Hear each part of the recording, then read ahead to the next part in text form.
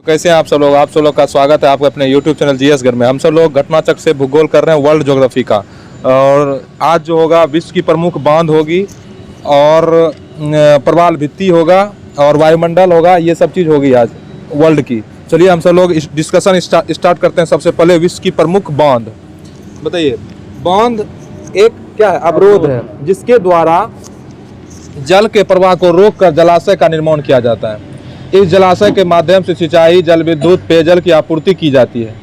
Brazil एवं Paraguay की सीमा पर प्रवाहित पाराना नदी पर ब्राजील के इतेपू नामक स्थल पर निर्मित इतेपू बांध ब्राजील एवं पराग्वे की संयुक्त परियोजना है। ब्राजील एवं पराग्वे की संयुक्त परियोजना कौन बांध है? इतेपू बांध। कौन है? इतेपू बांध।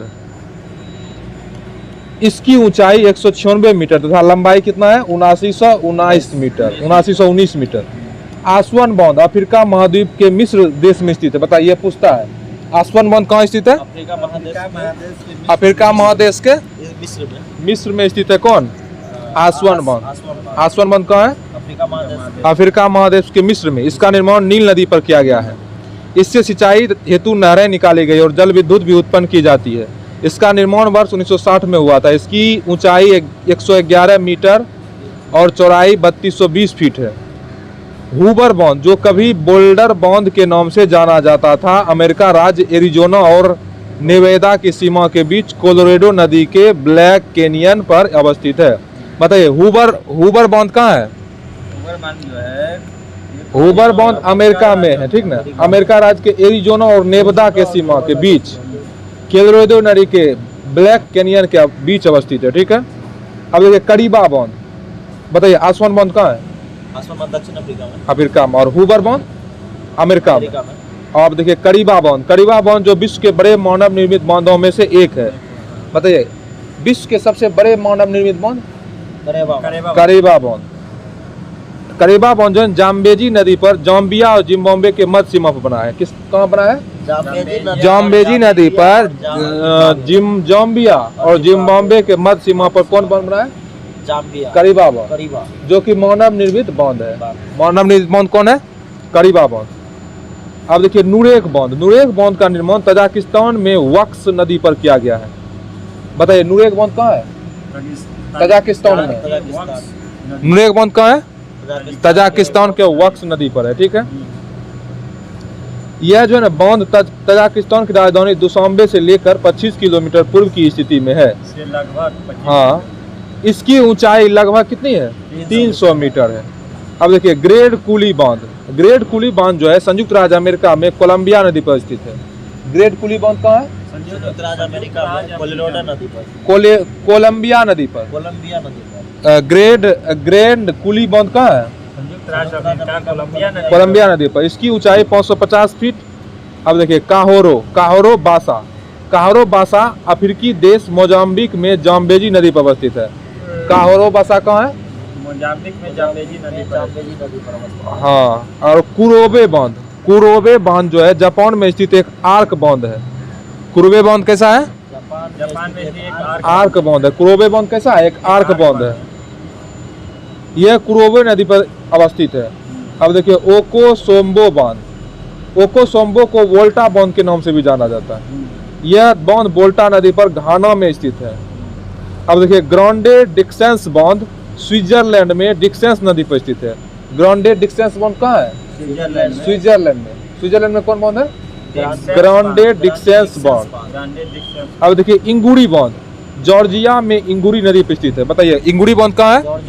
जॉर्जिया में इंगुरी नदी पर कौन बांध है? इंगुरी बांध। हाँ, तो ठीक है। उसके बाद है यह एक जल विद्युत परियोजना है।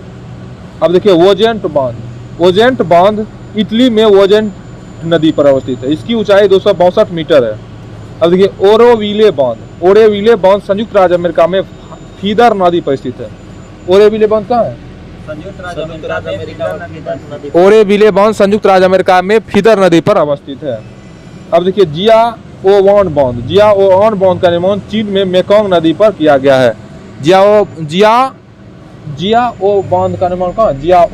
जियाओवान बांध चीन में मेकांग नदी पर किया गया है। जियाओ वन बांध, चीन में मेकांग नदी। हाँ यह बांध एक चाप बांध है। यह बांध कैसा है? एक आर्क बांध है। इसका उपयोग जल विद्युत एवं सिंचाई दोनों में किया जाता है। ठीक है, अब देखिए चीन ने तिब्बत क्षेत्र में ब्रह्मपुत्र नदी पर जंगमऊ में बांध का निर्माण किया है, जिससे ब्रह्मपुत्र नदी का प्रवाह धीमी होने की आशंका जताई जा रही है।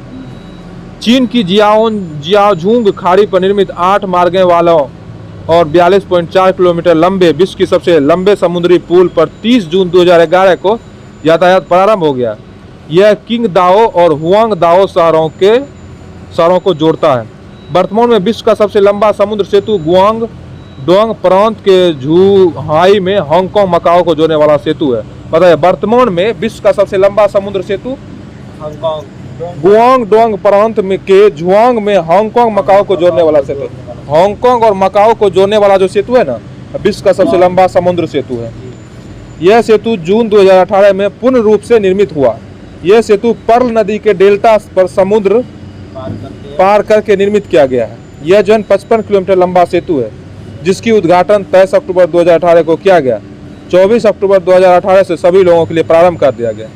अब बताइए बांध का नाम है और देश बताइए। रौगुन देश किस देश में है? रौगुन बांध तजाकिस्तान में। रौगुन बांध तजाकिस्तान में। अब बताइए सियांग जियांग कोऊ जिनपिंग प्रथम, जिनपिंग फर्स्ट चीन में है। नुरेक बांध कहाँ है? ताजिकिस्तान में। नुरेक ताजिकिस्तान। लियांग हेकाऊ बांध चीन में। जियाओआन बांध चीन में। जिलियोदू बांध चीन में। ग्रांड डिक्सेस बांध कहाँ है? स्विट्जरलैंड में।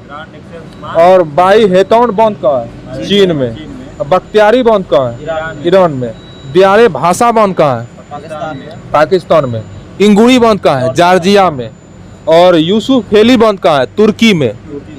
यूसुफ फेली बांध मैन्यूल मोरेनो टॉर्से बांध मैक्सिको में।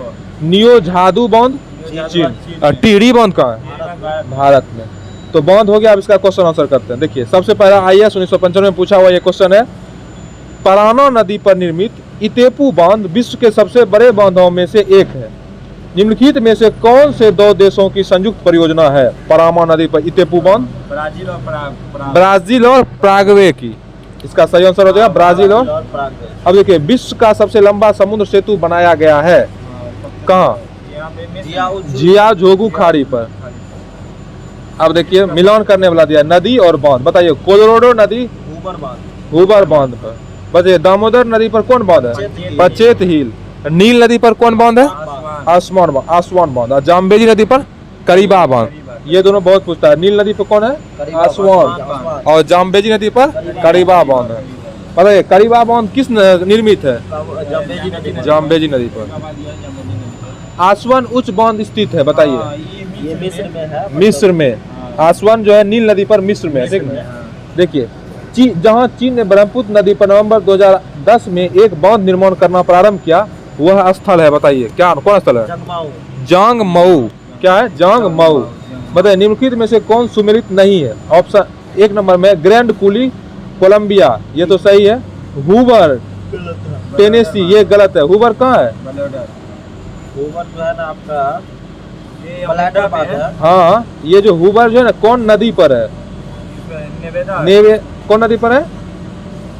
कोलोरेडो नदी पर है। कौन नदी पर? हुबर बांध कोलोरेडो नदी पर। और नुरेक बांध वक्स नदी पर। और का होरा बांध बताइए तो?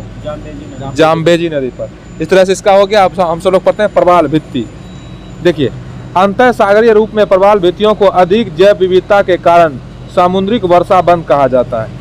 प्रवाल भित्ति को क्या बोलता है? सामुद्रिक वर्षा बंध कहा जाता है। प्रवाल भित्ति को अधिक जैव विविधता के कारण इसके सामुद्रिक वर्षा बंध कहा जाता है। ठीक है, प्रवाल भित्तियों का निर्माण सागरीय जीव मूंगे या कोराल पॉलिप के अस्थि पंजर के समेकन तथा संयोजन द्वारा होता है।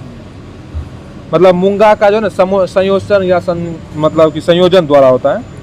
प्रवाल भित्ति का निर्माण सर्वाधिक कर्क एवं मकर रेखा के मध्य किसी द्वीप या स्थलों के पूर्वी एवं पश्चिमी तटीय क्षेत्रों में अंतर सागरीय चबूतरों पर होता है। बताइए प्रवाल भित्ति का निर्माण कहाँ होता है? किस रेखा पर? कर्क और मकर रेखा के मध्य किसी द्वीप के पश्चिमी तट के पूर्वी या पश्चिमी तट पर होता है। ठीक है, कोरल रीफ महासागरीय क्षेत्र में 0.2% क्षेत्रफल को आच्छादित करता है।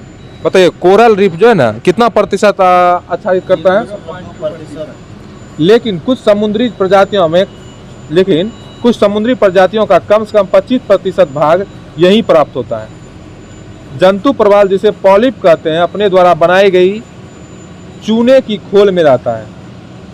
जंतु प्रवाल जिसे पॉलिप कहते हैं, जंतु प्रवाल किसको क्या बोलते हैं? पालिप बोलते हैं, जो कि अपने द्वारा बनाए गए चूने की खोल में रहता है। इसके शरीर की बाहरी तंतुओं में एक प्रकार के पादप शैवाल रहती है जिसे क्या बोलते हैं? जुक्सनथलाई शैवाल कहते हैं। इस शैवाल द्वारा संश्लेषित भोजन प्रवालों को आहार प्राप्त होता है। जब सागरीय तापमान में वृद्धि हो जाती है तो प्रवाल इन शैवाल को अपने शरीर से निष्कासित कर देता है। शैवाल के निकल जाने के कारण प्रवाल श्वेत रंग का हो जाता है। इसे प्रवाल विरंजक कहते हैं। अब देखिए सबसे important great barrier reef. Great barrier reef विश्व का सबसे बड़ी प्रवाल रोधिका है, ठीक नहीं? यह कहाँ है? ऑस्ट्रेलिया महाद्वीप में। ग्रेट बैरियर रीफ कहाँ है? ऑस्ट्रेलिया महाद्वीप में है। ऑस्ट्रेलिया महाद्वीप के क्वींसलैंड तट के साथ प्रशांत महासागर में स्थित है। बताइए ग्रेट बैरियर रीफ कौन महासागर में है? ऑस्ट्रेलिया महादेश क्वींसलैंड तट के साथ प्रशांत महासागर। कौन महासागर में ग्रेट बैरियर रीफ? ऑस्ट्रेलिया महाद्वीप के साथ कौन महासागर में? प्रशांत महासागर में, ठीक है। लगभग 2300 किलोमीटर लंबी यह प्रवाल भित्ति 10 डिग्री दक्षिण से 24 डिग्री दक्षिण अक्षांश के मध्य विस्तृत है। इस प्रवाल भित्ति में लगभग 400 प्रकार के प्रवाल, 1500 प्रकार की मत्स्य प्रजातियां और लगभग 4000 प्रकार की मोलास्क प्रजातियां पाई जाती है। ग्रेट बैरियर रीफ एक अवरोधक प्रवाल भित्ति है, ठीक है। तटीय प्रवाल भित्ति देखिए, तटीय प्रवाल भित्तियां प्राय कम चौड़ी तथा संकरी होती है। जहां कहीं भी नदी सागर में गिरती है वहां पर तटीय प्रवाल भित्ति का क्रम भंग हो जाता है। इस तरह की भित्तियां सकाऊ द्वीप, दक्षिण फ्लोरिडा, मलेशिया द्वीप के सहारे पाई जाती है। अब देखिए एटॉल, एटॉल जो घोड़े की नाल या मुद्रिका के आकार की प्रवाल भित्ति को कहा जाता है। एटॉल किसको बोला जाता है? घोड़े की नाल या मुद्रिका। घोड़े की नाल के आकार का जो प्रवाल भित्ति होगा उसको क्या बोलेंगे? एटॉल बोलेंगे। एटॉल जो एंटलीज सागर, लाल सागर, इंडोनेशिया सागर, चीन सागर तथा ऑस्ट्रेलियाई सागर में अधिक पाए जाते हैं। एटॉल कहाँ कहाँ पाया जाता है? एंटलीज सागर, लाल सागर, इंडोनेशिया, चीन सागर, ऑस्ट्रेलिया सागर में अधिक पाए जाते हैं। और देखिए फूना फाटी एटॉल एक प्रसिद्ध एटॉल है। फूना फाटी एटॉल एक प्रसिद्ध एटॉल है। अब प्रवाल भित्ति हो गया। अब इसका क्वेश्चन आंसर करते हैं। देखिए कोरल रीफ या जीवाश्म पट्टी कहाँ पाई जाती है?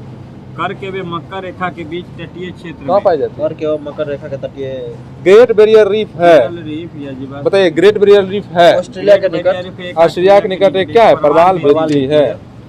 अब ये बताइए ग्रेट बैरियर रीफ कहाँ स्थित है? किस सागर में? बताइए प्रशांत महासागर में। बताइए प्रवाल द्वारा निर्मित ग्रेट बैरियर रीफ किस तट के समीप स्थित है? क्वींसलैंड। किस तट के समीप स्थित है? क्वींसलैंड। अड्डू प्रवाल भित्ति किस महासागर में स्थित है? अड्डू प्रवाल भित्ति जो है भारतीय महासागर। किस महासागर में? हिंद महासागर। अड्डू प्रवाल भित्ति हिंद महासागर या भारतीय महासागर सब एक ही होता है। यह 66वां बीपीएससी में पूछा हुआ क्वेश्चन है। अड्डू प्रवाल भित्ति कहाँ है? भारतीय महासागर। भारतीय महासागर या हिंद महासागर। अड्डू है वो। हाँ अड्डू प्रवाल भित्ति या एटॉल इसी को बोला भारतीय महासागर में स्थित है। यह मालदीव की दक्षिणतम एटॉल है। एटॉल जो परे थे जी उसी को अड्डू बोलते हैं। चलिए ठीक है सर। अब पढ़ते हैं वायुमंडल, ठीक है। देखिए वायुमंडल विभिन्न प्रकार के गैसों का मिश्रण है।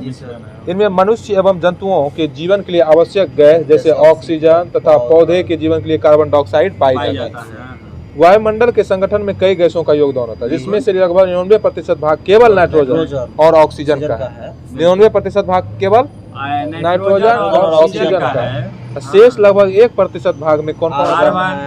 आर्गन, कार्बन डाइऑक्साइड, नियोन, लीप्टन, हीलियम, हाइड्रोजन, जेनॉन। सारा क्रिया गैस एगो रिटर्न के छोड़कर। हाँ वायुमंडल में भारी गैसें निचले भाग तथा हल्की गैसें ऊपरी भाग पर पाई जाती है। वायुमंडल में भारी गैसें निचले भाग पर, वायुमंडल में भारी गैसें निचले भाग पर तथा हल्की गैसें ऊपरी भाग पर पाई जाती है। इस पर निचले से भाग पर भारी गैस, हाँ और ऊपरली भाग पर हल्की गैस, ठीक है। इस प्रकार कार्बन डाइऑक्साइड धरातल से 20 किलोमीटर ऊंचाई तथा ऑक्सीजन तथा नाइट्रोजन 100 किलोमीटर तक, हाइड्रोजन 125 किलोमीटर तक तथा ओजोन को छोड़कर अन्य गैसें इससे अधिक ऊंचाई पर पाई जाती है। मतलब कहा जाएगा कि वायुमंडल हाइड्रोजन धरातल से 20 किलोमीटर तक ऊंचाई पर, ठीक ना। ऑक्सीजन तथा नाइट्रोजन 100 किलोमीटर तक ऊंचाई। गहराई तक या ऊंचाई तक? ऊंचाई ऊंचाई तक, ठीक है। और हाइड्रोजन 125 किलोमीटर तक। और ओजोन तो छोड़कर ओजोन को छोड़कर अन्य सभी गैसें इससे अधिक ऊंचाई पाई जाती है, ठीक है। मतलब ओजोन सबसे नीचा में रहता है। हाँ, अब देखिए वायुमंडल अलग अलग घनत्व तथा तापमान वाली विभिन्न परतों का बना होता है, ठीक है। तापमान एवं वायुदाब के आधार पर वायुमंडलीय परतों का धरातल से ऊपर की ओर विभाजित क्रम इस प्रकार है। देखिए पहला जो है क्षोभ मंडल है, ठीक है। उसके बाद कौन है? क्षोभमंडल, समताप मंडल, मध्यमंडल, मंदमंडल का समताप समताप मंडल। देखिए क्षोभ मंडल सबसे पहले कौन है? क्षोभ मंडल। उसके बाद है समताप मंडल, उसके बाद है मंड मंडल, उसके बाद तापमान मंडल, उसके बाद आयन मंडल, उसके बाद आयन मंडल। देखिए क्षोभ मंडल जो है वायुमंडल की सबसे निचली परत को क्षोभ मंडल कहा जाता है, ठीक है। मौसम की प्राय सभी घटना इसी में होता है, क्षोभ मंडल में। जैसे कि बादल, ओला, कोहरा, तो मेघ गर्जन, तूफान, यही सब क्षोभ मंडल में होता है, ठीक है। क्षोभ मंडल को सर्वाधिक महत्वपूर्ण विशेषता यह है कि इसमें बढ़ती ऊंचाई के साथ प्रति 1000 मीटर मतलब 1 किलोमीटर पर 6.5 डिग्री की दर से तापमान की कमी होती है। जैसे जैसे क्षोभ मंडल में हम ऊपर जाएंगे ना, 1 किलोमीटर पर 6.5 डिग्री तापमान में क्या होगी? कमी होगी 65 डिग्री या 6 डिग्री, 6.5 डिग्री से 6.5 डिग्री सेंटीग्रेड 65 डिग्री सेल्सियस नहीं, मतलब 1 मीटर पर 6.5 डिग्री सेंटीग्रेड की कमी होती है इसका नोट्स में भी। चलिए 1 किलोमीटर में। सेंटीमीटर। तापमान की गिरावट की इस दर को क्या बोलते हैं? सामान्य पतन दर, नॉर्मल लैप्स रेट। ग्रीष्म काल में क्षोभ मंडल की ऊंचाई बढ़ जाती है। ग्रीष्म काल में हाँ, ग्रीष्म काल में क्षोभ मंडल की ऊंचाई बढ़ जाती है, ठीक है। जबकि शीतकाल में इसकी घट जाती है। क्षोभ मंडल में आर्द्रताग्राही नाभिक की उपस्थिति के कारण बादलों का निर्माण होता है। क्षोभ मंडल की ऊंचाई ध्रुवों पर कम जबकि विषुवत रेखा पर अधिक होती है। क्षोभ मंडल पर ऊंचाई कहाँ ज्यादा होती है? ध्रुवों पर अधिक, ध्रुवों पर कम होती है हाँ। और विषुवत विषुवत रेखा पर ज्यादा होती कम है। और विषुवत रेखा पर ज्यादा। नासा के अनुसार क्षोभ मंडल की ऊंचाई 8 से 15 किलोमीटर है, वहीं इसकी औसत ऊंचाई 12 किलोमीटर मानी जाती है। क्षोभ मंडल की ऊपरी सीमा क्या होता है? ट्रोपोपेज होता है, ट्रोपोपाज जो दोनों को जोड़ता है, कहते हैं, ट्रोपोपाज कहते हैं। लियोन फिलिप टीजरेंज डी बोट ने वायुमंडल की परतों में बांटा था। उन्होंने निचली परत को ट्रोपोस्फीयर एवं ऊपरी परत को स्ट्रेटोस्फीयर नाम दिया, ठीक है। निचली परत को क्या बोलता है? ट्रोपोस्फीयर और ऊपरी परत को स्ट्रेटोस्फीयर। अब देखिए समताप मंडल, स्ट्रेटोस्फीयर। समताप मंडल पृथ्वी के वायुमंडल की दूसरी प्रमुख परत है। यहाँ पर क्षोभ मंडल तथा मध्य मंडल के बीच अवस्थित है। यह जो क्षोभ मंडल और मध्य मंडल के बीच ये मंडल अवस्थित है। समताप का विस्तार क्षोभ मंडल के ऊपरी सीमाओं से लेकर 50 किलोमीटर की ऊंचाई तक मानी जाती है। समताप मंडल बहुत ही सूक्ष्म है तथा यहाँ की वायु में जलवाष्प बहुत ही कम मात्रा में पाई जाती है। इसलिए इस मंडल में बादल तथा अन्य मौसम घटनाएं नहीं होती है, ठीक है। ओजोन पाया जाता है। हाँ, व्यापारिक जेट विमान वायुमंडल विक्षोभ से बचने के लिए निचली समताप मंडल को उड़ान भरने हेतु आदर्श माने जाते हैं। ओजोन परत समताप मंडल के निचले भाग 15 से 35 किलोमीटर की ऊंचाई पर पाई जाती है, परंतु ओजोन का परत के रूप में संकेंद्रण लगभग 15 से 35 किलोमीटर तक ही है। यह परत मानव जीवन के लिए अत्यधिक आवश्यक होता है। कौन? ओजोन परत। ओजोन परत सूर्य से आने वाली पराबैंगनी किरणों क्या करता है? अवशोषण कर पृथ्वी पर आने से रोकती है। इसके कारण से त्वचा कैंसर का खतरा कम हो जाता है। मतलब कि वो जो ओजोन परत आता है ना, इससे त्वचा कैंसर हो जाता है, खतरा रहता है। अगर ओजोन परत नहीं रहेगा त्वचा कैंसर ज्यादा होगा। मतलब समताप मंडल के निचले स्तर पर कभी कभी शीर्षा बादल दिखाई देते हैं। इन बादल को मदर ऑफ पर्ल क्लाउडस या नेक्रियस क्लाउडस कहते हैं। बताइए, समताप मंडल के निचले स्तर पर कभी कभी शीर्षा बादल दिखाई देते हैं, इसको क्या बोलते हैं? मदर ऑफ पर्ल क्लाउडस या नेक्रियस क्लाउडस कहते हैं।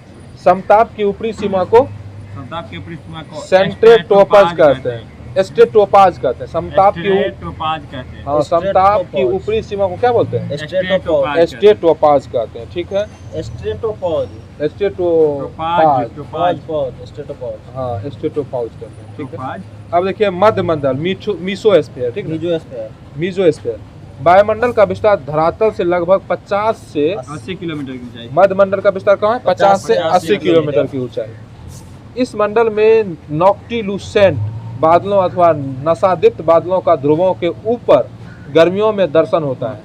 इन बादलों का निर्माण उल्का, धूल एवं संबंधी प्रक्रिया द्वारा ऊपर लाई गई आर्द्रता के सहयोग से संघनन होने से होता है। इस मंडल में ऊंचाई के साथ तापमान में गिरावट होती है। मध्य मंडल में ऊंचाई के साथ तापमान में गिरावट होती है। मंडल की ऊपरी सीमा पर तापमान -100 से तक पहुंच जाती है। -100 -100 डिग्री से तक पहुंच जाती है, सेंटीग्रेड तक पहुंच जाती है। मध्य मंडल की ऊपरी सीमा को मेसोपॉज कहते हैं। क्या बोलते हैं? मेसोपॉज बोलते हैं मध्य मंडल की ऊपरी सीमा को। और समताप मंडल की ऊपरी सीमा को स्ट्रेटोपॉज। अब देखिए ताप मंडल थर्मोस्फीयर। देखिए मध्य मंडल के ऊपर स्थित वायुमंडल के भाग को ताप मंडल कहते हैं। मध्य मंडल के ऊपर स्थित वायुमंडल के भाग को क्या कहते हैं? ताप मंडल कहते हैं। इस मंडल में बढ़ती ऊंचाई के साथ तापमान तीव्र गति से बढ़ता है। विभिन्न विशिष्टियों के आधार पर इस मंडल को 2 उप मंडलों में विभाजित किया जाता है। देखिए आयन मंडल, बहिर्मंडल। मध्य मंडल को किस में विभाजित किया जाता है? 2 उपभाग में, आयन मंडल और बहिर्मंडल। देखिए आयन मंडल जो है ना, आयन मंडल में विद्युत आवेशित कण होते हैं, इसे आयन कहते हैं। ये कण रेडियो तरंग को भूपृष्ठ पर परावर्तित करते हैं और इस प्रकार बेतार संचार को संभव बनाते हैं। कम्युनिकेशन आयन मंडल का काम क्या है? आयन मंडल का संचार विस्तार रेडियो हाँ। तरंग पर भूपृष्ठ पर करके और संचार विस्तार को अपना संभव बनाता है। इसका विस्तार जो है ना लगभग 80 से 140 किलोमीटर के बीच पाया जाता है। इस मंडल में ऊंचाई के साथ कई परतों का निर्धारण किया जाता है। जैसे डी परत न्यून आवृत्ति वाली रेडियो तरंग परावर्तन करती है। डी परत जो है न्यून आवृत्ति वाली रेडियो तरंगों का परावर्तन करती है। पूछेगा कि न्यून आवृत्ति वाली रेडियो तरंग का परावर्तन कौन करता है? डी तरंग। अब होता है ई परत। ई परत को केनली हेक्साइड परत भी कहा जाता है। यह उच्च आवृत्ति वाली रेडियो तरंग को परावर्तन कर पृथ्वी तक भेजती है। मतलब ये निम्न आवृत्ति वाला तरंग को कौन भेजता है पृथ्वी तक? डी। और उच्च आवृत्ति वाला कौन भेजता है? ई परत भेजता है। निम्न वाला को डी मतलब कम है, एबीसीडी के अनुसार से चलिए 4 नंबर पर था कम वाला। हाँ। अब देखिए इसी प्रकार एफ परत तथा जी परत भी आयन मंडल की परतें हैं। एफ परत को एप्लीटन परत भी कहा जाता है। इस मंडल की महत्वपूर्ण विशेषता इसमें उत्तरी ध्रुवीय प्रकाश तथा दक्षिणी ध्रुवीय प्रकाश की होने वाली घटनाएं हैं। बताइए किस मंडल में उत्तरी ध्रुव और दक्षिणी ध्रुव की प्रकाश की होने वाली घटनाएं किस मंडल में होती है? किस मंडल में? हाँ, किस मंडल में होती है? आयन मंडल में। किस मंडल में होता है? आयन मंडल में। आयन मंडल में। तो आयन मंडल में हम सब लोग क्या क्या पढ़े अभी देखिए, इसमें 4 परत जैसे कि डी हो गया, ई हो गया, एफ हो गया, जी हो गया। अगर न्यून तरंग होगा तो डी से जाएगा, ठीक है। और अगर न्यून तरंग होगा तो किस पर जाएगा? डी पर जाएगा। अगर डी से भेजा जाएगा। और उच्च तरंग होगा तो ई से भेजा जाएगा, ठीक ना। और उत्तरी ध्रुवीय प्रकाश और दक्षिणी ध्रुवीय प्रकाश होने वाली घटनाएं एफ तरह होती है। किस पर होती है? नहीं तो फिर वीडियो बंद हो जाएगा, डिस्कनेक्ट मारिए अपने से। देखिए हो गया इस तरह से। बताइए कि उत्तरी ध्रुवीय प्रकाश और दक्षिणी ध्रुवीय प्रकाश की होने वाली घटनाएं कहाँ होती है? दक्षिणी ध्रुवीय प्रकाश एफ परत में नहीं, आयन मंडल में। इसको किस मंडल में होती है? तो आयन मंडल में, ठीक है। अब हम सब लोग पढ़ते हैं बहिर्मंडल, ठीक है। बहिर्मंडल आयन मंडल के ऊपर वायुमंडल की सबसे ऊपरी परत है। बहिर्मंडल क्या है? आयन मंडल के ऊपर सबसे बाह्य परत है। हाँ, इस मंडल की सीमा नहीं है। इस मंडल की कोई सीमा नहीं है। बहिर्मंडल की कोई सीमा नहीं, कोई लिमिट नहीं है। संचार उपग्रह भू-स्थितिक कक्षा में संचार उपग्रह भू-स्थितिक कक्षा में विषुवत रेखा के लगभग 3600 किलोमीटर की ऊंचाई पर स्थापित किए जाते हैं। वायुमंडल स्तरों में 640 किलोमीटर के ऊपर बहिर्मंडल का विस्तार किया जाता है। अतः वायुमंडल की सबसे ऊपरी परत पर वायुमंडल में ही संचार उपग्रह अवस्थित होते हैं। अब देखिए इसका क्वेश्चन आंसर करते हैं, ठीक है। वायुमंडल कई प्रकार के गैसों के मिश्रण से बना होता है, ठीक है। देखिए ऐसा क्वेश्चन है, वायुमंडल कई प्रकार की गैसों के मिश्रण से बना होता है। पृथ्वी के नजदीक वायुमंडल में मुख्यतः पाई जाती है, बताइए। नाइट्रोजन और ऑक्सीजन। नाइट्रोजन और ऑक्सीजन पाई जाती है। दूसरा क्वेश्चन है, वायुमंडल में सबसे अधिक गैस का प्रतिशत किसका? नाइट्रोजन। नाइट्रोजन का। निम्नलिखित में से कौन एक वायुमंडल में अस्थायी गैस है? ऑप्शन है हाइड्रोजन, नाइट्रोजन इसका सही आंसर होगा। बताइए, परत के आधार के से ऊपर की ओर वायुमंडल के विभिन्न स्तरों का सही अनुक्रम क्या है? IAS 1998 में पूछा। मंडल, सप्ताह मंडल, मध्य मंडल, आयन मंडल। ठीक है, क्षोभ मंडल, समताप मंडल, मध्य मंडल, आयन मंडल, बहिर्मंडल। अब देखिए, वायुमंडल की लंबवत संरचना में सबसे निचली सतह पर कौन सी होती है? ट्रोपोस्फीयर। कौन होती है? ट्रोपोस्फीयर। ट्रोपोस्फीयर होता है। ठीक है। अधिकांश मौसम गतिविधियों किस मंडल? क्षोभ मंडल में होता है। देखिए, समताप मंडल को जेट विमानों को उड़ान भरने के लिए आदर्श माना जाता है। क्योंकि इस परत में बादल तथा अन्य मौसमी घटनाएं नहीं होती है। ओजोन होती है। ओजोन परत अवस्थित होती है। बताइए किसमें? समताप मंडल में। किस मंडल में? समताप मंडल में। बताइए, सूरज से निकले विनाशकारी रेडिएशन से निम्न में से कौन सा जीवन सुरक्षा करता है? जीवन का चक्र करता है ओजोन। ओजोन करता है। सही है। समताप मंडल में ओजोन परत का कार्य क्या है? ये बालू पर परागण भूतल पर पराबैंगनी किरणें विकिरण प्राप्त को उसको रोकता है। ठीक है। ओजोन परत बताती है, बताइए ओजोन परत बताती है पृथ्वी की सतह से 15 से 20 किलोमीटर ऊपर वायुमंडलीय परत को क्या बताता है? ओजोन परत। यह 38वां बीपीएससी में पूछा हुआ क्वेश्चन। ये बताइए, रेडियो तरंगें के विक्षेपण के लिए वायुमंडल के निम्नलिखित स्तरों में से कौन सा स्तर उत्तरदायी है? रेडियो तरंगों के लिए आयन मंडल। देखिए, उत्तरी ध्रुवीय प्रकाश के लिए वायुमंडल की कौन सी परत जिम्मेदार है? आयन मंडल। बताया ना, उत्तरी ध्रुव दक्षिण ध्रुव में प्रकाश आयन मंडल में होता है। बेतार संचार पृथ्वी के सतह को निम्नलिखित द्वारा परिवर्तित आयन मंडल के द्वारा। बताइए, वायुमंडल की कौन सी परत दूर संचार प्रणाली के लिए प्रयोग होती है? आयन मंडल।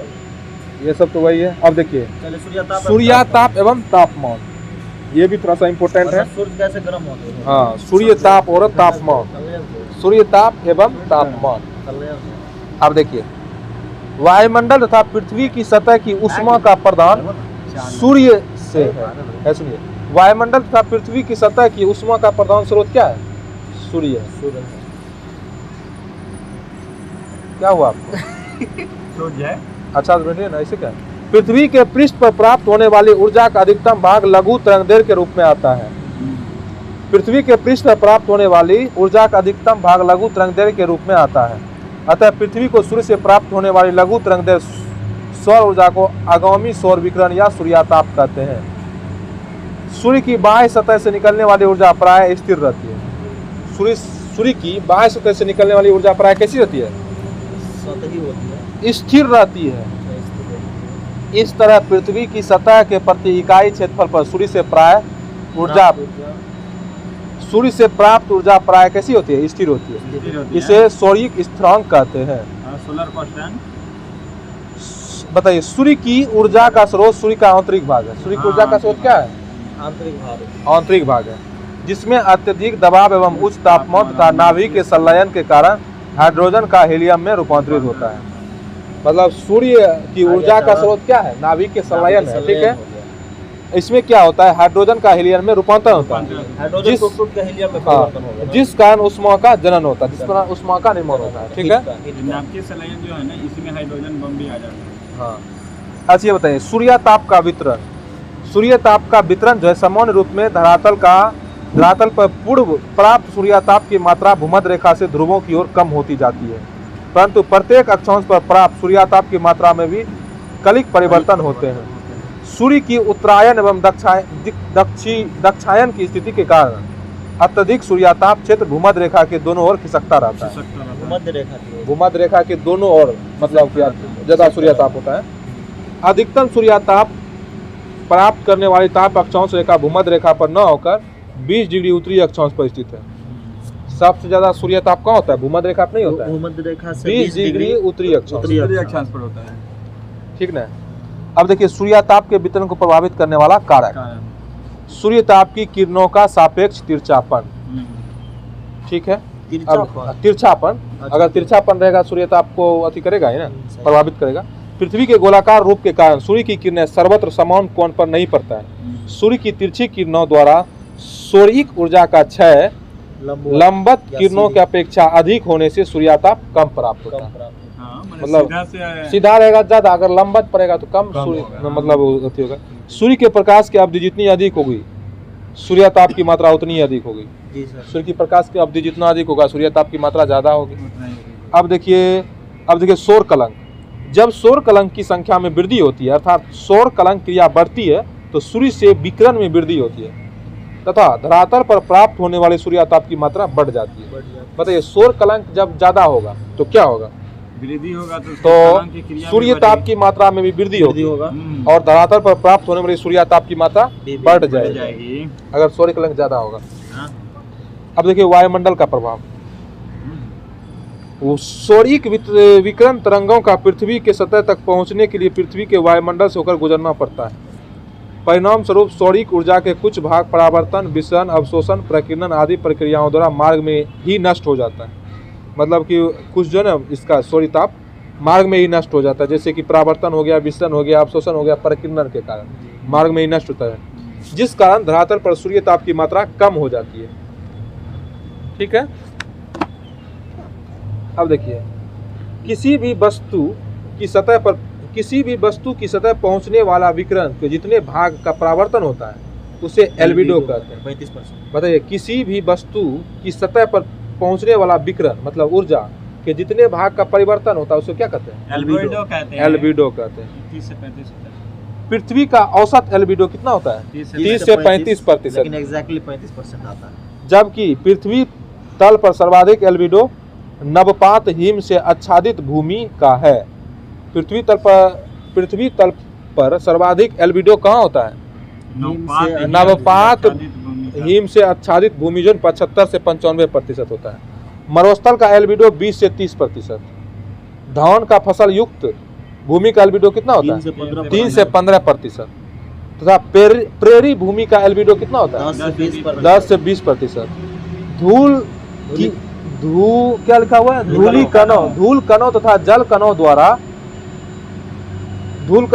कणों द्वारा जबकि इन कणों का व्यास प्रवेशी सौर्य विकिरण के तरंगदैर्घ्य से लंबी होती है।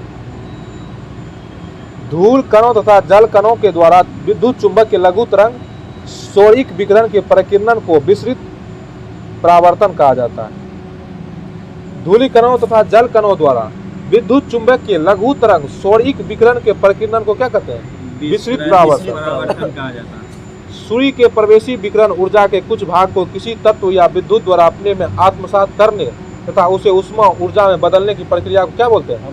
अवशोषण कहते हैं। जलवाष्प जो है ना सौरिक विकिरण की अवरक्त विकिरण तरंग तथा बहिर्गामी दीर्घ तरंग को आसानी से तथा अधिक मात्रा में अवशोषित करती है, परंतु यह प्रवेशी लघु तरंग सौरिक विकिरण की प्रावैग्निक तरंगों के लिए पारदर्शक होती है।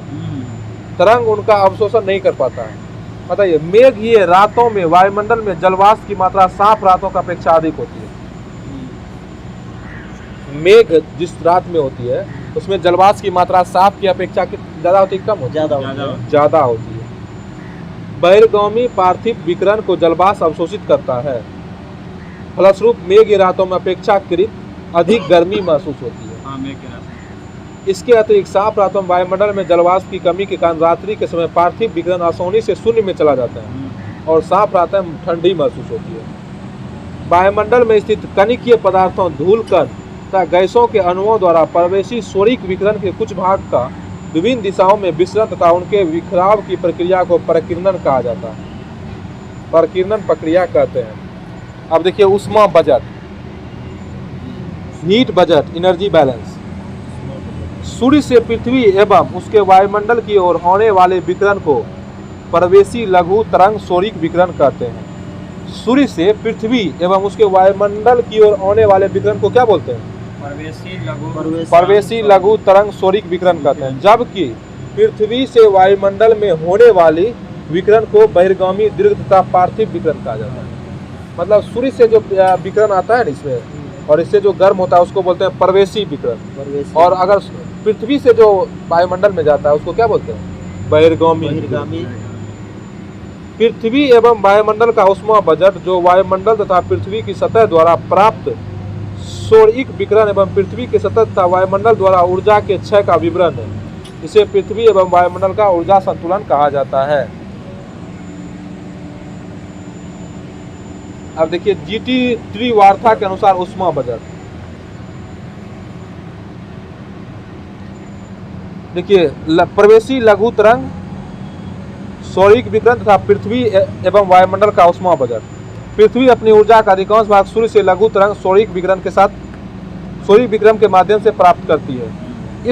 इस ऊष्मा को 100% मान लिया जाता है। यह 100% उस सौरिक ऊर्जा को प्रदर्शित करता है जो वायुमंडल के बाहरी सीमा पर पहुंचती है। इस तरह पृथ्वी के वायुमंडल में प्रवेश होने वाली समस्त सौरिक ऊर्जा का 35% भाग तथा धरातल सतह 35% भाग अंतरिक्ष में वापस लौट जाता है एवं वायुमंडल द्वारा 14% भाग का अवशोष कर लिया जाता है। पृथ्वी की सतह पर प्राप्त 51% ऊर्जा के अंतर्गत 34% ऊर्जा प्रत्यक्ष सौरिक विकिरण के रूप में तथा 17% ऊर्जा विसरित दिवा प्रकाश के रूप में प्राप्त होता है। वायुमंडल की ऊष्मा बजट के अंतर्गत 48% सौरिक ऊर्जा होती है, जिसमें 14% ऊर्जा प्रवेशी लघु तरंग सौरिक विकिरण के अवशेष एवं 34% ऊर्जा बहिर्गामी दीर्घ तथा पार्थिव विकिरण से प्राप्त होता है। ठीक है। अब देखिए बहिर्गामी दीर्घ तथा पार्थिव विकिरण का ऊर्जा।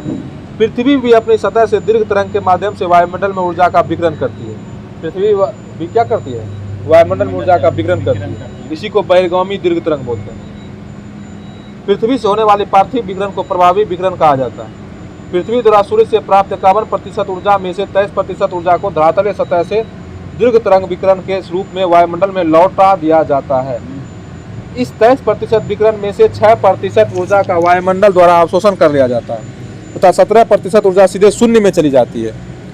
पार्थिव ऊर्जा का 9% भाग संवहन एवं प्रक्षेप में खर्च हो जाता है और 19% ऊर्जा वाष्पीकरण में खर्च हो जाता है।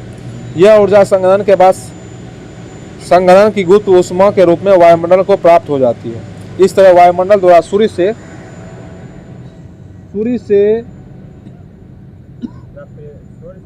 तथा पृथ्वी से 14%। देखिए सूर्य से तथा पृथ्वी से जो है ना कुल मिला के 34% प्राप्त कुल ऊर्जा। देखिए सूर्य से 34%, हाँ सूर्य से 14% और पृथ्वी से 34% और कुल मिला के 48% होती है, जो विभिन्न रूपों में विकिरण द्वारा शून्य में चली जाती है। वायुमंडल को गर्म करने में दीर्घ तरंग विकिरण ही प्रमुख रूप से जिम्मेदार है। सूर्य के द्वारा प्रवेशी विकिरण तथा पार्थिव विकिरण के अंदर के परिणाम स्वरूप वायुमंडल गर्म होता है तथा कार्बन डाइऑक्साइड आदि गैसों द्वारा हरित गृह जैसे व्यवहार के कारण वैश्विक तापमान की स्थिति का उत्पन्न हो जाता है। अब इसका क्वेश्चन बताइए तो निम्नलिखित में से कौन सी एक अन्य तीनों की तुलना में अधिक सूर्याताप को परावर्तित करता है? ऑप्शन है बालू मरुस्थल, गहन के फसल युक्त भूमि, नवपात हिम से आच्छादित भूमि या प्रेरी भूमि। नवपात नहीं बता थे 70 से 75%, अरे 75 से 95% होता है। अब पृथ्वी का एल्बिडो होता है 30 से 35%। निम्नलिखित में से कौन सा एल्बिडो से संबंधित है? ऑप्शन है संचार शक्ति, अवशोषित शक्ति, उत्सर्जित शक्ति, वापसी की शक्ति। वापसी की शक्ति क्या है? देखिए एल्बिडो जो किसी सतह की परावर्तन क्षमता को एल्बिडो के रूप में जाना जाता है। किसी सतह की परावर्तन क्षमता को एल्बिडो के रूप। जमी हुई बर्फ का एल्बिडो उच्च होगा, जबकि तात्पर्य है कि वह सौर विकिरण को अंतरिक्ष में परावर्तित करती है, जबकि हरित क्षेत्रों जैसे वनों एवं मैदानों का एल्बिडो मान निम्न होता है। ठीक है। अब देखिए तो पृथ्वी पर सबसे उच्चतम तापक्रम रिकॉर्ड किए जाते हैं कहाँ? 20 डिग्री उत्तरी अक्षांश। 20 डिग्री उत्तरी अक्षांश, भूमध्य रेखा से 20 डिग्री उत्तरी अक्षांश। साफ रात मेघीय रातों का अपेक्षा अधिक ठंडी होती है, बताइए। चालन के कारण, विकिरण के कारण। साफ रात मेघ रात की अपेक्षा अधिक ठंडी होती है, किसके कारण? विकिरण के कारण। 39वां बीपीएससी में ये पूछा हुआ क्वेश्चन है। ठीक है। अब हम सब लोग पढ़ते हैं चक्रवात। देखिए चक्रवात जो है सामान्यतः निम्न दाब के केंद्र में होता है, ठीक है, जिनके चारों ओर चक्रवात किस दाब में होता है? निम्न दाब, लो प्रेशर बेल्ट। हाँ, जिसके चारों ओर संकेंद्र समवायु दाब रेखीय विस्तृत होती है। केंद्र से बाहर की ओर क्रमशः वायुदाब बढ़ता है। High pressure belt. केंद्र से बाहर की ओर वायुदाब बढ़ता है। फलस्वरूप परिधि से केंद्र की ओर हवाएं चलने लगती है। इस प्रकार पृष्ठ वायुदाब चक्रवात के केंद्र के ऊपर अभ्यंतर कुंडलित होती है, जिससे हवा चक्रवात के केंद्र में अभिसरित होती है। चक्रवाती परिसंचरण में वायु की दिशा का प्रारूप दोनों गोलार्धों में निम्न होता है। चक्रवात में वायु प्रवाह की दिशा उत्तरी गोलार्ध में घड़ी की सुइयों की दिशा में के विपरीत तथा दक्षिणी गोलार्ध में घड़ी की सुइयों की दिशा के अनुकूल होता है। मतलब चक्रवात जो उत्तरी गोलार्ध में घड़ी की सुइयों की दिशा के मतलब क्लॉकवाइज विपरीत, उत्तरी गोलार्ध में एंटी क्लॉक और दक्षिणी गोलार्ध में क्लॉकवाइज। चक्रवात के अलग अलग भागों में रखिए इसको। चक्रवात के अलग अलग भागों में विभिन्न प्रकार की वायु राशियों तथा तापक्रम के कारण मौसम में अनेक अनियमितताएं होती है। चक्रवात के आगमन के साथ वायु का वेग मंद हो जाता है। चक्रवात के आगमन से क्या होता है? वायु का वेग मंद हो जाता है, वायुदाब गिरने लगता है, पक्षात तथा पक्षाभ स्तरीय मेघ छा जाते हैं। उष्ण वातावरण के होने पर वर्षा प्रारंभ हो जाती है। चूंकि इस वातावरण में वर्षा गर्म हवा धीरे धीरे ऊपर उठती है, अतः वर्षा मंद गति से होती है। इस चक्रवात के गुजर जाने पर उष्मा वृत्तांश का आगमन होता है। मौसम में अचानक एवं तीव्र परिवर्तन होकर वर्षा रुक जाती है और क्या होता है? आकाश साफ हो जाता है। उस उष्ण वृत्तांश के गुजर जाने पर शीत वातावरण आ जाता है, जिसके साथ तापमान गिरने लगता है, सर्दी बढ़ने लगती है, आकाश पुनः मेघाच्छादित हो जाता है तथा वर्षा प्रारंभ हो जाती है। शीत वातावरण के क्षेत्र में चूंकि गर्म हवा तेजी से ऊपर उठती है, अतः इस भाग में मूसलाधार वर्षा होती है। शीत वातावरण में क्या होती है? मूसलाधार वर्षा होती है, परंतु यहाँ अल्पकालिक कम विस्तृत और त्वरित जंजायुक्त होती है। शीत वातावरण के गुजर जाने पर शीत वृत्तांश का आगमन होता है। इसमें आकाश मेघ रहित होकर स्वच्छ हो जाता है। अब अवस्थिति के आधार पर चक्रवात को दो प्रमुख प्रकारों में विभक्त करते हैं, उष्ण कटिबंधीय चक्रवात और शीतोष्ण कटिबंधीय चक्रवात। चक्रवात को कितने भागों में विभक्त करते हैं? अब देखिए, उष्ण कटिबंधीय चक्रवात आयनवर्ती क्षेत्रों कर्क रेखा और मकर रेखा के मध्य होता है। उष्ण कटिबंधीय चक्रवात कहाँ होता है? कर्क रेखा और मकर रेखा के मध्य होता है। उष्ण आयनवर्ती क्षेत्र में उत्पन्न चक्रवात को उष्ण कटिबंधीय चक्रवात कहते हैं। उष्ण कटिबंधीय चक्रवात को विभिन्न क्षेत्रों में भिन्न भिन्न नामों से जाना जाता है। इसके उत्तर एवं उत्तर पश्चिम ऑस्ट्रेलिया में विली विली कहते हैं। बताइए, उष्ण कटिबंध चक्रवात जो है ना, उत्तर पश्चिम ऑस्ट्रेलिया में क्या बोलते हैं? Willy willy. चीन में टाइफून, संयुक्त राज्य अमेरिका में हरिकेन। ये कौन है? उष्ण कटिबंध चक्रवात है। और भारत में चक्रवात ही कहा जाता है। संयुक्त राज्य अमेरिका के बृहत मैदान के क्षेत्र में ध्रुवीय ठंडी वायुराशियों और मैक्सिको की खाड़ी को गर्म आर्द्र उष्णकटिबंधीय वायुराशियों के मिलने से भयंकर चक्रवात का विकास होता है, जिसे क्या बोलते हैं? टॉर्नेडो। टॉर्नेडो प्रभावित बृहत मैदानी भाग टॉर्नेडो एली के नाम से प्रसिद्ध है। इस टॉर्नेडो एली में मुख्यतः मिसिसिपी, मिसौरी घाटी के टेक्सास, ओक्लाहोमा, कंसापा और नेब्रास्का राज्य सम्मिलित है। टॉर्नेडो यद्यपि समस्त उष्ण एवं उष्ण कटिबंध में आते हैं, परंतु कैरेबियाई सागर और अमेरिकी क्षेत्र में प्रमुख टॉर्नेडो प्रबंध क्षेत्र है। कैरेबियाई सागर जो है ना, टॉर्नेडो क्षेत्र है।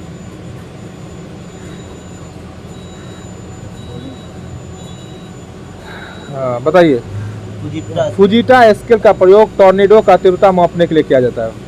टॉर्नेडो का तीव्रता मापने के लिए किसका प्रयोग किया जाता है? फुजीटा स्केल। इसका नामकरण इसके आविष्कार तेत्सुया थियोडोर फुजीटा के नाम से पर किया जा गया है। इन्हें जापानी एवं अमेरिकी नागरिक प्राप्त थे। इन्हें जो जापानी एवं अमेरिकी नागरिकता प्राप्त था। हरिकेन एक उष्ण कटिबंधीय चक्रवात है। हरिकेन कैसा है? यह उत्तरी अमेरिका के मुख्यतः टेक्सास, मैक्सिको तथा फ्लोरिडा के तटीय क्षेत्रों और वेस्ट इंडीज को प्रभावित करता है। साफिर सिम्पस मापक का उपयोग हरिकेन द्वारा क्षति के मापने के लिए किया जाता है। टाइफून कैसा चक्रवात है? टाइफून उष्णकटिबंधीय चक्रवात है। इनकी उत्पत्ति चीन सागर के आसपास 100 से 180 डिग्री पूर्वी देशांतर के मध्य उत्तरी गोलार्ध में होता है। उस कटिबंधीय चक्रवात में आइले, थौने एवं नीलम ने भारत को प्रभावित किया था। आइले, थौने एवं नीलम जो है भारत को प्रभावित किया था। कौन? उस कटिबंधीय चक्रवात। नरगिस जो है ना उष्ण कटिबंधीय चक्रवात है, जिसे म्यांमार में व्यापक तबाही हुई थी। नरगिस से कहाँ तबाही हुई थी? म्यांमार में व्यापक तबाही नरगिस से होती है। ठीक है, अब देखिए शीतोष्ण कटिबंधीय चक्रवात। यह जो है मध्य अक्षांशों में निर्मित वायु विक्षोभ के केंद्र में कम दाब का बाहर की ओर अधिक दाब होता है। शीतोष्ण कटिबंधीय चक्रवात का क्या होता है? कम से हाई, लो से हाई। केंद्र में होता है कम दाब, ठीक है, बाहर में क्या होता है? अधिक दाब। हाई प्रेशर से लो प्रेशर। और यह प्राय गोलाकार, अंडाकार या वी आकार का होता है, जिस कारण से लो, गर्त या ट्रफ कहते हैं। शीतोष्ण चक्रवात को लहर चक्रवात या विक्षोभ कहते हैं। शीतोष्ण चक्रवात को और क्या कहते हैं? गर्म चक्रवात, लहर चक्रवात या विक्षोभ कहते हैं। इन चक्रवातों का क्षेत्रफल 35 से 65 डिग्री अक्षांश के बीच दोनों गोलार्धों में पाया जाता है। 35 से 65 अक्षांश के बीच दोनों गोलार्धों में, जहां पछुआ हवाओं का प्रभाव में ये पश्चिम से पूर्व दिशा में चलते हैं। अब देखिए प्रति चक्रवात। वृत्ताकार समदाब रेखाओं द्वारा गिरा हुआ वायु का ऐसा क्रम होता है जिसके केंद्र में वायु दाब उच्चतम होता है तथा बाहर की ओर घटता जाता है, जिस कारण हवाएं केंद्र से परिधि की ओर चलती जाती है। प्रति चक्रवात में हवाएं उत्तरी गोलार्ध में घड़ी की सुइयों की दिशा के अनुकूल। उत्तरी गोलार्ध में क्या होता है? क्लॉकवाइज चक्रवात जो होता है उत्तरी गोलार्ध में, और दक्षिणी गोलार्ध में एंटी क्लॉकवाइज। प्रति चक्रवात में मौसम साफ होता है। प्रति चक्रवात में क्या होता है? मौसम साफ होता है तथा हवाएं मंद गति से चलती है। उष्ण कटिबंधीय अक्षांश में दक्षिणी अटलांटिक और दक्षिणी पूर्वी प्रशांत क्षेत्र में चक्रवात उत्पन्न नहीं होने का प्रमुख कारण है समुद्री पृष्ठों का ताप निम्न होना। देखिए उष्ण कटिबंधीय अक्षांश में जो है दक्षिणी अटलांटिक और दक्षिणी पूर्वी प्रशांत क्षेत्र में चक्रवात नहीं होता है। इसका मुख्य कारण क्या है? समुद्र पृष्ठों का ताप जो है कम होता है। समुद्र पृष्ठ का ताप क्या होता है? कम होता है। अब देखिए बैरोमीटर के पारे के तल की अचानक गिरावट क्या सूचक करता है? तूफान। बताइए तो। संयुक्त राज्य अमेरिका में निम्नलिखित में से किस क्षेत्र को टॉर्नेडो एली कहा जाता है? मिसिसिपी मैदान को टॉर्नेडो एली क्या बोलता है? बताइए निम्नलिखित में से कौन सा मापक टॉर्नेडो की तीव्रता के मापन में हेतु उपयोग किया जाता है? फुजीटा स्केल को क्या टॉर्नेडो के मापन में प्रयोग किया जाता है? बताइए टाइफून नामक चक्रवात से निम्नलिखित में से कौन सा क्षेत्र अधिक प्रभावित होता है? चीन सागर। कौन? चीन सागर। विली विली बताइए तो। उत्तर पश्चिमी ऑस्ट्रेलिया का उष्ण कटिबंधीय चक्रवात है। अच्छा बताइए विली विली कहाँ आता है? ऑस्ट्रेलिया में। हरिकेन कहाँ आता है? हरिकेन आपका अमेरिका में।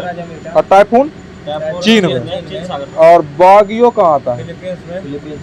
फिलीपींस में आता है। बताइए निम्न कारणों में से हरिकेन द्वारा क्षति के मापने के लिए किसका उपयोग किया जाता है? सापर सिम्पसन मापक के द्वारा हरिकेन को मापा जाता है। हरिकेन को मापा जाता है। ठीक है।